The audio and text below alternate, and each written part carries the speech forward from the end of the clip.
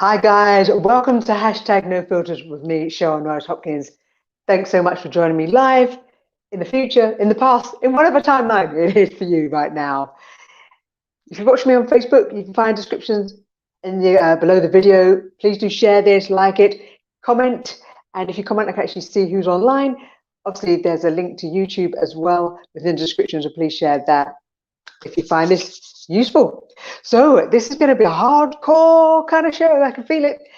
I've entitled it "One Out of Lockdown, Face Death." I mean, lockdown on so many levels. Let me turn the other device down. It was good to have that on, so I know I'm actually alive. Thanks for whoever's actually watching. So I'm going to basically cover three areas with this. So disclaimer: one, I'm going to look at the concept of just being willing to die. Yep, me as Cheryl being willing to die. Two, being willing to let go of our lifestyle that we've known, and with how the world is right now, everything we know and have known is changing, disappearing, restructuring, and will be over the next few years. Number three, being willing and having ease with the death of another. So that's what I'm going to cover today, right? Being willing to face your own death, being willing to let go of everything you've known, the way you live your life, your lifestyle, and being willing and having ease with the death of another. So if you don't want to face that, if you don't want to have anything to do with this, please jump off right now. But if you're willing to go down this journey with me for the next however long we go, up to an hour, I promise you, as a guarantee, you will find something within this that will create more space for you in your life. And when you have the ability to have ease with the concept of death, you can't be controlled. The whole world is being locked down right now. We're on the 11th of January 2021, and lockdowns are going to continue. And there can be a lot more pressure on all of our systems, on our own sovereignty, the desire for our own freedom. I did a show last week, number 10, number filters, no filters, number 24. Sorry, too many thoughts. Number 24, which would have been the 4th of January, which was basically 2021 and beyond. I discussed 4 agendas in terms of narratives of how the world and what's going on in the world. And one of them is basically that the current lockdown is really a smokescreen for a massive reset of our financial system, one where we'll be locked down far more in so many ways. And at the same time, there are other agendas that are looking to create a sense of freedom with that. And actually, there's an embodying and an enlivening of who we are in terms of our consciousness and our DNA, blah, blah, blah, blah. So all the crap that's being kept hidden is coming to the surface. Go look at that show. I really recommend that. But what's really key in all of this is that if you're not willing to face your own mortality and have ease with that, you are going to be manipulated. The whole world is currently on lockdown pretty much because of the fear of a virus, and the basis of that being that it will kill you or you will kill somebody. And it's really interesting, actually, because I've got somebody who's very close to me who has tested positive, and they should be at high risk, and they feel a bit off, but they're definitely not dead. And they're quite surprised that they've actually tested positive. They're like, didn't think I had that. Irrespective of whether you agree with the idea of what's out there, what this thing is, whether it's real or not, whether the test is accurate or not, it's very interesting, isn't it? So let's talk about death of self. And the reason I want to do this show today is because this has been up my world for the last week or so. And I was away working for a couple of days, which was a lot of fun on a shoot. And I came back and I had this real strong feeling around, I could sense death. I could sense it in a more intimate space. And I came home to my partner and I basically said to him that basically I would be willing to die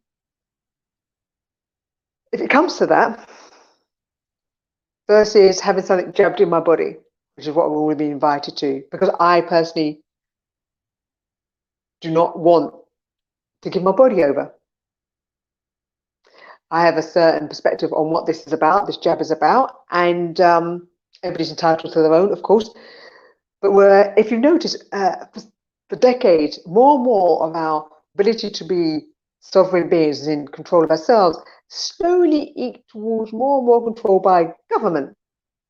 By right now, I mean, it's not just government saying what we can and can't do, but also how we express ourselves. Big tech, right? Social media, the ability of what we can and can't buy, where we can and can't go, whether or not we can actually generate money.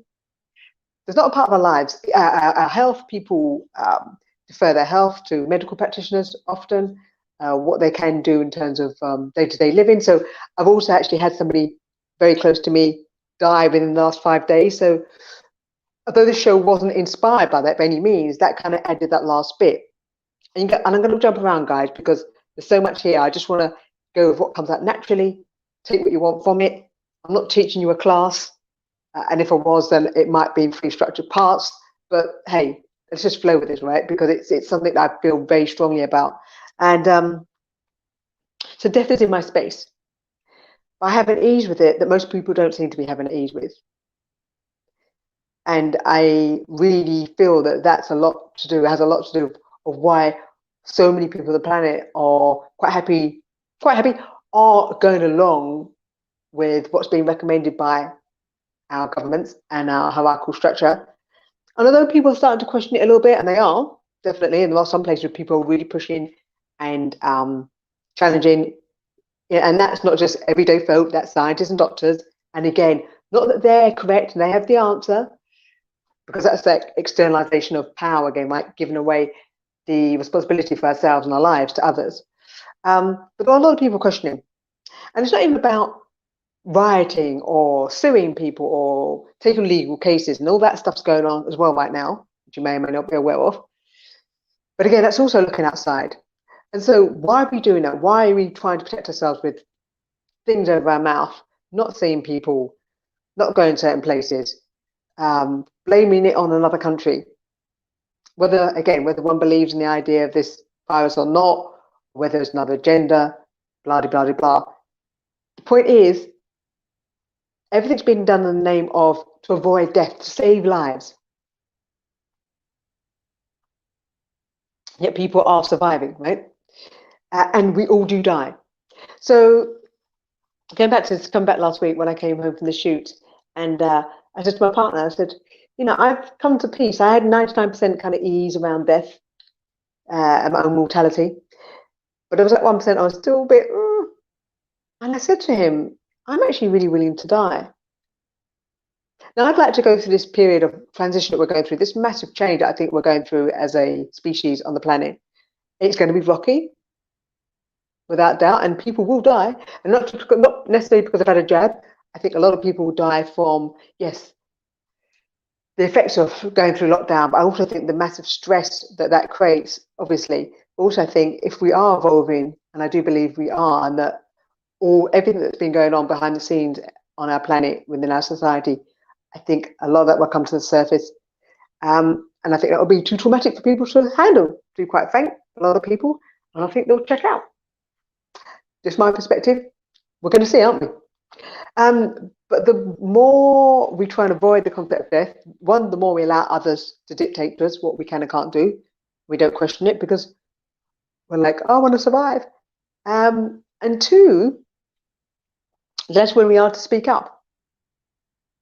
And it's very interesting because this whole thing about our own mortality feeds into every aspect of our life.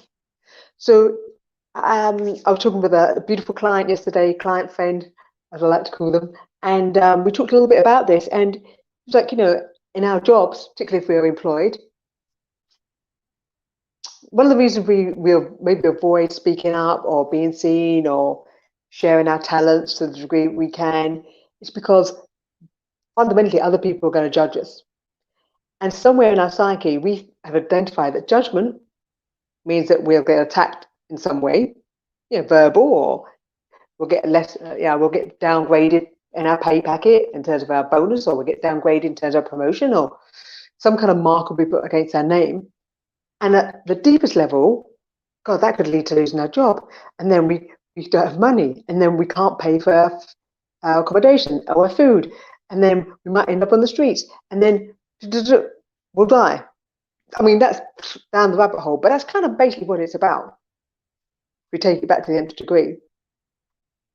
And so we squash ourselves down, we hide who we are, we try and fit in, even if we do it in a slightly rebellious way, because ultimately we don't want to be pushed to the side, excommunicated for fear of death.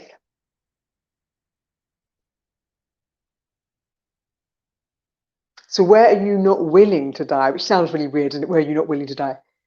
Are you willing to die? Truly? And if you're not, I'm going to invite you to just sit with some of that going forward. And to be honest with yourselves of how many of your decisions you make and the things you're choosing in order to feel relatively safe, which is kind of almost like a mini death anyway, really, isn't it? Because in safety, we're not living as fully as we could as a protection. At the beginning of most years, January to March, sometime now, I ski. And it's really interesting. For the first 35 years of my life, I was invited to go skiing multiple times. And I would always say no, because I wasn't willing to break a leg. I didn't get injured. I was pretty active, and I just wasn't willing to take the risk. And it was really interesting when I met my current partner, and he invited me to go skiing, and something had clicked, something had changed. There was more ease and space and fun and joy in my life, and more willingness to let go of the control and the reins, and I'd been working on that. And he was just that next little step in my evolution. For the first time, I was like, yeah, I want to go. There was an enthusiasm for it. Now that was 15 years ago, and I absolutely loved it. And I've had some interesting experiences skiing. I've had some, I picked up really quickly, and then I had some challenges when I was having some ski lessons, and I jumped too far in advance with some ski classes, and it kind of knocked the confidence a bit. But I continued to go, and each year get better and better and better. And what I love about skiing is that it's fun and it's amazing. I love the technicality of it, and it scares the shit out of me to some degree as well, in that I'm facing my mortality every time I'm on the slopes. So one of the things I love about going at the beginning of the year is because most people do New Year's resolutions, and my way of like expanding my life is like being on that slope, knowing that literally I could die, and I have to be really damn present. And so that's just one of the ways I like to play with it. Now, of course, I've not skied this year, so the world has been giving me an opportunity to really face my willingness to live or die. Now, there's talk. I'm on a mission, so sorry if I'm too fast, but it's just coming out at this pace. There's talk about how our whole economy effectively become a digital platform. Not only our whole financial system turned digital, but obviously how we are identified, having nanotech, if you like, within our system, our DNA being manipulated, us becoming more aligned with AI. It's definitely an option. It's not one I'm going to choose, but there will be some people that will choose that, or at least will start to allow their DNA to be manipulated. Controversial, but I've got to say it. And if one doesn't agree with, for example, some of the measures that are being suggested, if one doesn't agree to be inoculated, one will not be able to travel as easily. One may not be able to go into shops. One may not have access to certain aspects of life. And I started looking at that this week, well, last week in earnest, and a lot more, and thought, if I can't shop because I choose not to have a jab, the traveling bit doesn't bother me, or maybe I can't work. I mean, part of what I do is acting and modeling in terms of commercial adverts. And so everybody insists I have a jab, or they insist I have a test. And I currently don't take any work while a test is required, because again, I feel that that's given over my DNA, which it is. And I like to remain, again, sovereign in my body. But if it comes to that, I'm not able to work or to shop, that's basically being willing to face death, right? I mean, I may not die because I believe that I can co-create with community and I'll be able to evolve and create something else different. But I had to really sit with myself and go, because there's a mass push to get the vaccines out right now. I had to really sit with myself and myself in the eye and go, am I willing to go against what I believe for the comfort of being able to go be part of society, and part of a controlled society. And I was like, no, I'm not. And it's been clear as day. And so because it's so in my space, I just really wanted to bring today's chat show, I want to bring that to this. Now, as it happens, on the day that I was having this conversation with my partner, and he was saying, do you think it's been a bit extreme? I'm like, no. If I don't stand for what I believe in, and it's not about everybody else in the world having to do that and follow me at all. I mean, do what works for you, right? But if I'm not willing to do what I believe in and I go against my own inner knowing just to fit in, what's the effing point? Really, I've never been that person. I'm not going to start being it now. But, this is like an nth degree, right? And it was really interesting because for him, it's a different experience. And so that's his business. I'm not going to go down into that. And particularly as things can change, we evolve and so on. But for me, it's been really, really key to see that. And this same day, a few hours later, so it's only last week, I get a call. And as it happens, a family member, and we sort of immediate family, has now died. Now, I'm going to jump into that. And it's not about what's happened, who it is, their story at all, because I respect that everybody's going through their own process with this now. But I'd like to share my experience of death. And I guess I'm just going to do a quick jump back in time. My first experience of death, somebody dying, I guess technically it was probably when I was about age 5. One of my kittens, my two kittens died, road traffic accident, which actually was quite upsetting just to watch and see. And I remember thinking, not sure I like that happening. The next time, I believe I was about 7, and one of my next door neighbours, or neighbour down the road, she ran across the road to try and get a bus and got hit, and it was literally sort of 20 yards from where we lived. That was my second experience of seeing death. My third one was age 8. I was taken from my foster parents. My foster mother raised me from sort of 0 to 8, although my birth mother was involved for a little bit of that. She became ill. I was taken to a children's home. Within 7 weeks, she died. And I'd been to visit her once just before she died. And I'd had a little tantrum because I couldn't have access to some of my toys. And so that was my initial chunk of death. And then I think at 9, I said goodbye to my birth mother to be brought up for adoption. And at about 10 or 11, my foster father died. So I had a big chunk of experience of death quite early on in life. And the only reason I share that is just to give you a context of where I've come from. There's been some obviously in adulthood, and then the most recent is within the last 5 days. And I'm heavily involved in what's going on with that. But the thing that I've always known is that, one, don't have the regrets. Now, as a kid, I did feel guilty for a while by my foster mother and my tantrum. But I knew that it was insane to feel guilt. And I think why people are so terrified of death of another, is because they have their own, or they're bought into the idea of guilt and shame and blame. Stuff that was or wasn't said during the time they had an opportunity with that person or were in relationship with that person. And they decide to make themselves wrong for something they didn't say, or to make the other person wrong for something they did say. And now that they're no longer in a body or with their body, that somehow churning it over in their brains, in their minds, trying to make it right or wrong. They're trying to come to some finality. But it's almost like a self-flagellation. It's a bit like religion. And hey, hashtag no filters. We are pretty politically incorrect here. So the reason I go to these places because it's to give us all more freedom, right? And take what you will from this. But religion, damn. So much of it says that you'll be better off once you've died and you've got rid of your body. And that life is pain and suffering, and we're sinful, and it's just like this constant programming. And it's not just religion, the whole of life is constantly teaching us that life's a struggle to achieve anything. You should push and struggle through it. And I see this in people's concept of grieving, that either the person that went shouldn't have gone,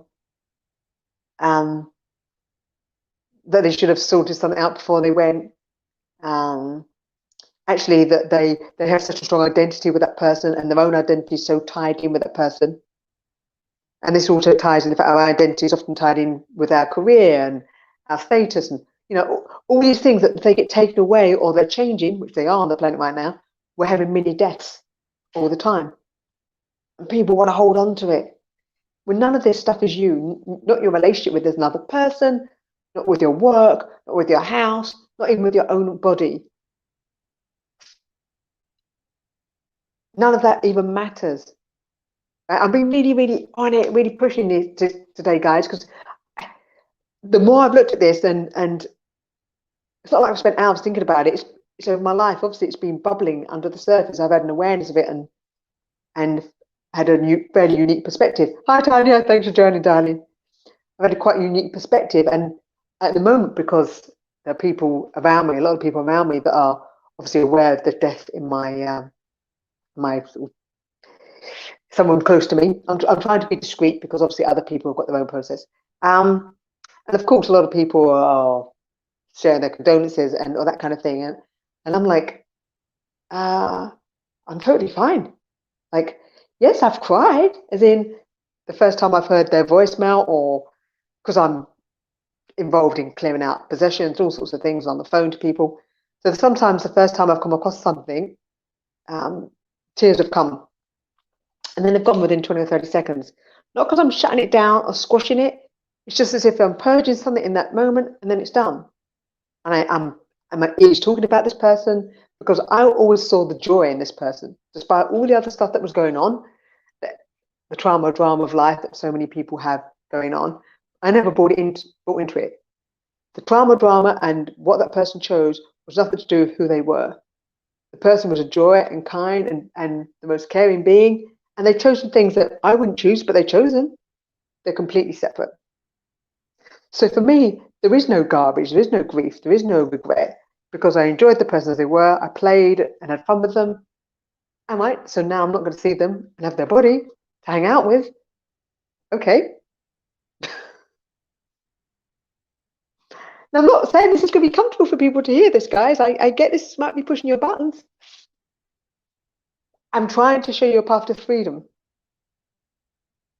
There are places I've driven past over the years, and I've seen flowers at the side of the road. And one place, I swear they were laying flowers for years, absolute years. I'm like, what are you holding on to? If you didn't enjoy the person in the moment, mourning their death for years will not bring them back for a start. You're definitely not enjoying anything about them because you're keeping yourself either in a sense of guilt and trauma. That's abusive to yourself. Our whole society has been set up that we need to have this mass grieving. And hey, no disrespect to anybody that's choosing that. Go choose it if that works for you. But really, like the person who has died, do you think they want that? And what's being created by you staying in that space? Now I get we all go through our own process. We're all unique here and we've all got our own path, right? I'm not saying you have to follow what I'm saying. You have to agree with it. I might be peeing you right off right now, and that's fine. But frankly, I'm not here to keep you happy and to have you be my best friend. No, don't get me wrong. I adore humanity in terms of, I think we're incredible. I think all species are incredible. I think there's a beauty and a brilliance in our true nature of who we are, but not the conditioned bullshit, not the socialized, as in programmed behaviors that we've all been taught, right? That I'm not remotely interested in. A lot of the stuff I do in coaching is getting rid of that, is dropping that shit, so you can be you, the you that is delightful, like when you're a little kid, right? But you can be that in a bigger body. And when you're that, you're brilliant, and you bring that, and you create cool stuff on the planet. But the conditioned behavioural, be a good sheep kind of thing, I'm not remotely interested in that. So I'm going to say stuff that's going to challenge that, but also give you freedom from that if you choose to find something from it that adds value to you, or it helps you in your own process.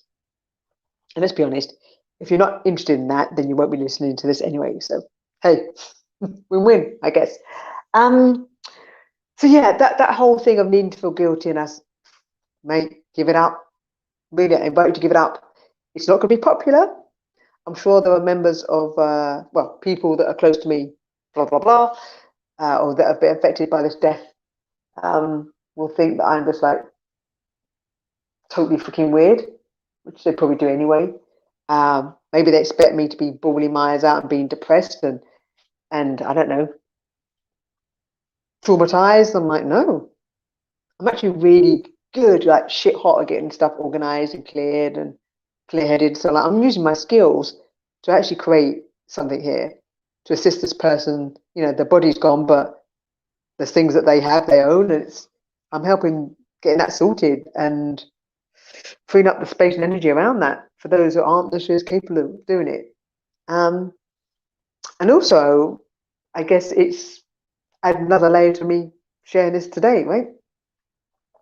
So let's chat a little bit about letting go of identity, because right now, obviously, if our identity or your identity is tied to the work you've done or where you're living or how many holidays you have or whether you can shop or club or go for a meal or blah, blah, blah, blah, blah, you might be really feeling really peed off and a little bit resentful, even though you might be putting on a brave face saying, oh, I'm doing it to save my granny, which is interesting because I know some grannies who allegedly have tested positive and they're doing just fine. Yeah, so if your identity is tied into all these external things, and toys, society has been a fun game to some degree, but for most people, not really. And you may find it's going to be quite tough for you, right?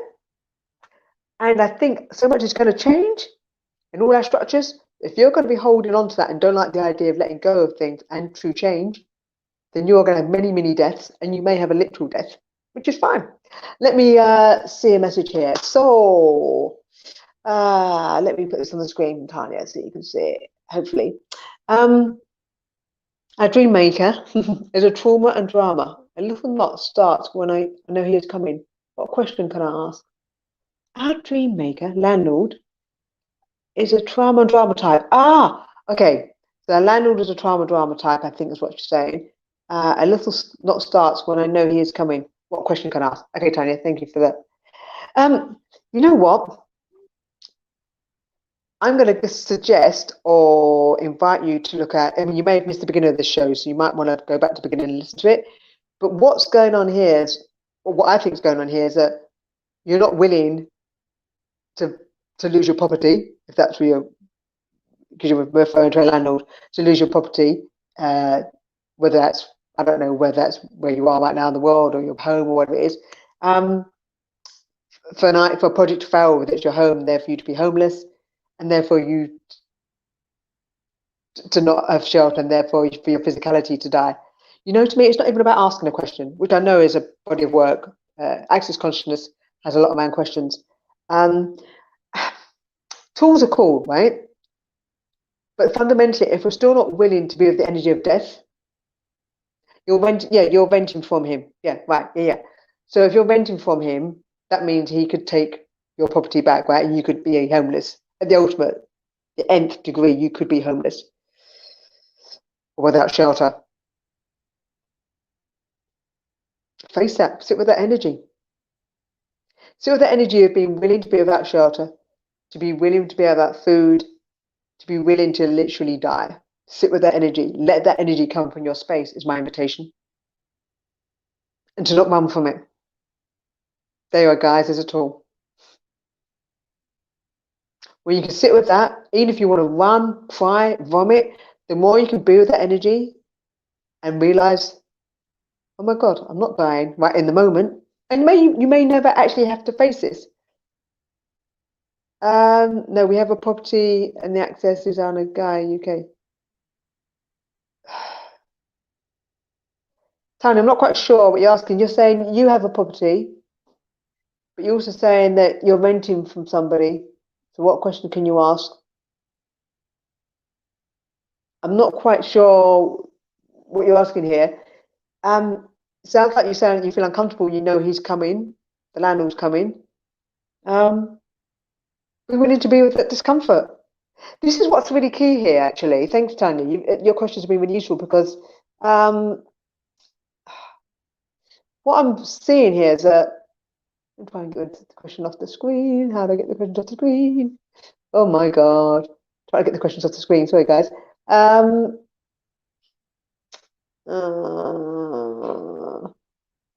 Gosh, this is what happens when you're not quite sure what you're doing, hey? Eventually, I'll get used to using StreamYard. Okay, this is what I think everything ties back to. The more I look at this, and again, take what you want from it, throw it away if it doesn't appeal.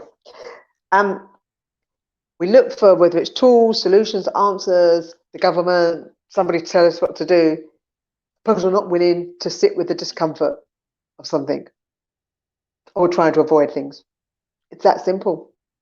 I've studied so many modalities, I've played with so many tools, and it's been really useful for me to go from the thing of needing to control my own world and not be dependent on anybody, which of course those hold the being social care and the death experiences and possibly my journey on planet Earth. You know, if you believe that you come with certain gifts when you're born and you're here to contribute a certain energy, possibly that was already set up for me.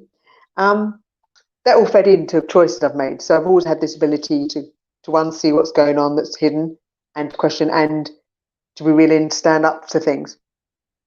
And I was one that was, for example, always stand up to the kids, the bullies, right, to protect the other kids that were being bullied. So I've always had that willingness to stand up and face things, face danger, I guess, and literally chase after people that are, I know, mug somebody or all sorts of crazy shit like that, which I don't really do anymore. But, you know, I have been that person. So maybe that's part of my gift and capacity.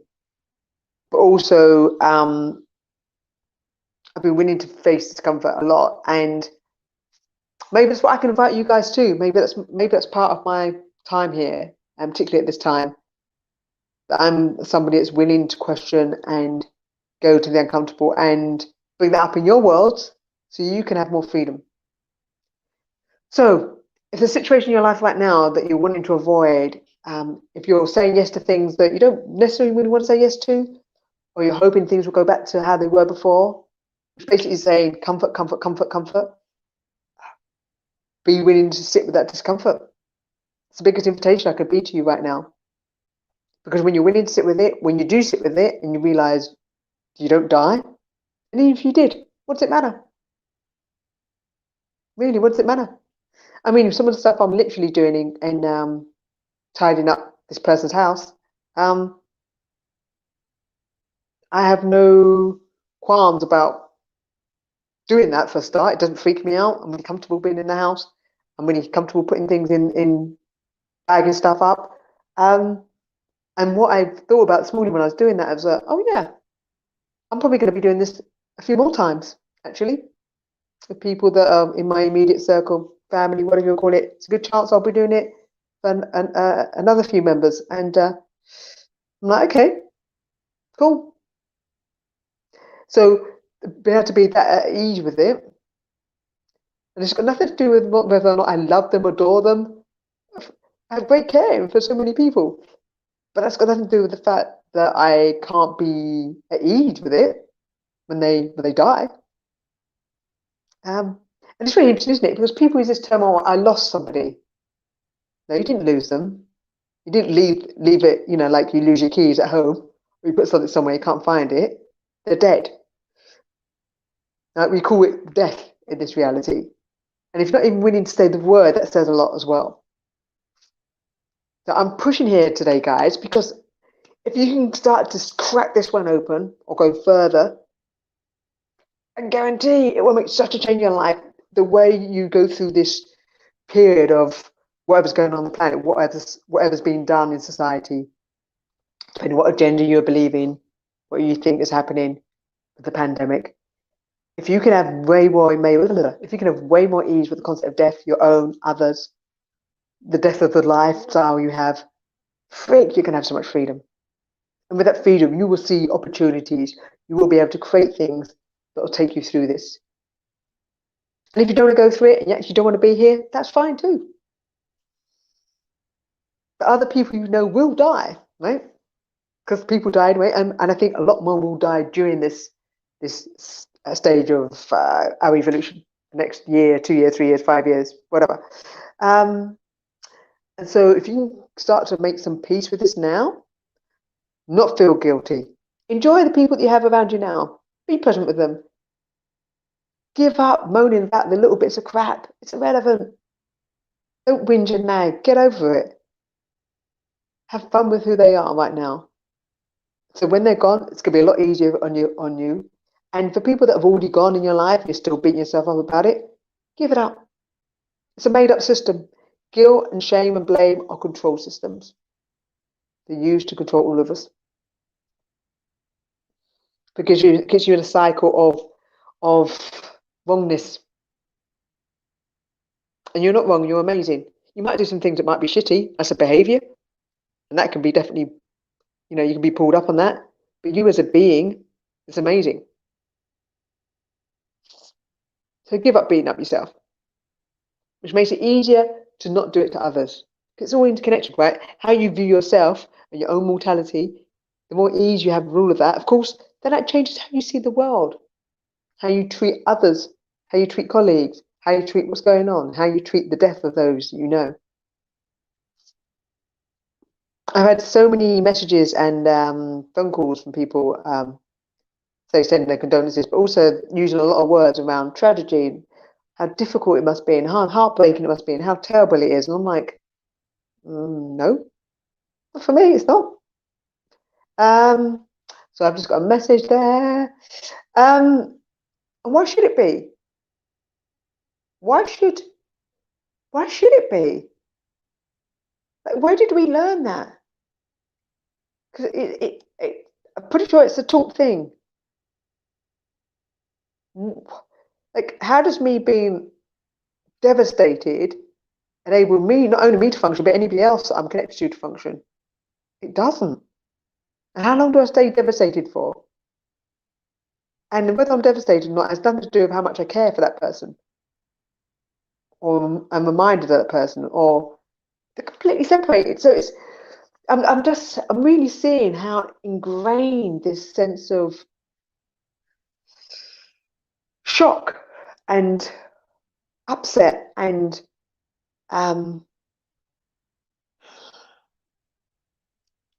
terror death, as the story of death has, and we've been told. And I'm like, guys, it's time to really break that shit open and get free from it. If not, it's going to suck you down the drug hole, the plane hole, the train hole, the plug and the train hole. Trying to say them at the same time together. That's very weird. So guys, I really hope there's something there for you. I don't think there's much more I can add at this moment.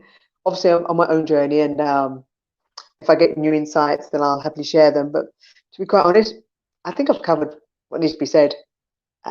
Listen to this several times. I'm going to listen to it to myself, for myself, but there'll be something in there, and please do share it, right?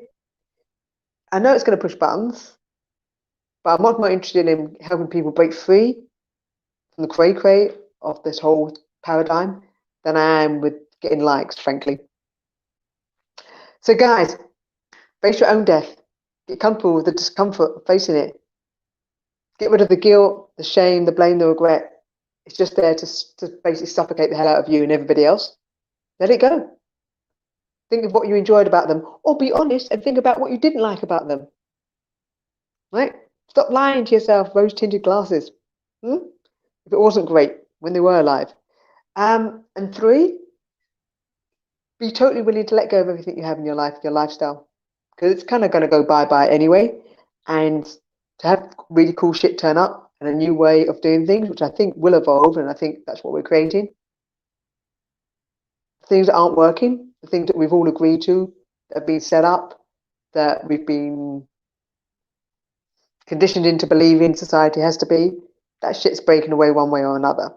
So get used to letting it go and creating new cool stuff and not being pulled around like, I don't know, be in the eye of the storm, as one of my clients always says, and I say with her, rather than being the sailboat or the vessel that's been battered left, right and centre. because that really hurts when you're getting battered left, right, and centre, which is where most people are in grief, I have to say. They're getting pulled around by all these emotions they think they should be feeling, or they're being told they should be feeling, or all these ideas of regret and guilt and shame and blah blah. They get the shit kicked out of them. Don't do it to yourselves, guys. Don't do it to yourselves. And if tears come, if emotions come up, fine, let them come, let them flood through you. It's fine. Let it clear out of you. But don't make it real. Don't hold on to it. Don't let it define you. I mean, I was driving home from the property that I've been sorting out, and a couple of days ago, so it was only 2 or 3 days after the death of this person, and suddenly, I don't know, maybe I thought something happened, and suddenly I started crying, and I was driving. It wasn't the best thing to be doing, driving on the motorway at 65 miles an hour, 70 miles an hour, and crying, and made it a little challenging. So my own mortality got pulled into sharp focus right there. Driving past a lawyer, that speed and crying, not a good mix. So I had to pull myself together to save myself from smashing into the vehicle next to me. But fundamentally, normally I just let it all out, right? So, but as I say, it's like little kids when they have a tantrum or they hurt themselves. They bawl really deeply, maybe, and then it's done. The next minute they're laughing. They let the energy and the emotion through, and it's done. I hope there's something in there, guys. Big love. Please share this, and I'll see you next week with some cray. Who knows what it'll be? Take care. Bye bye for now.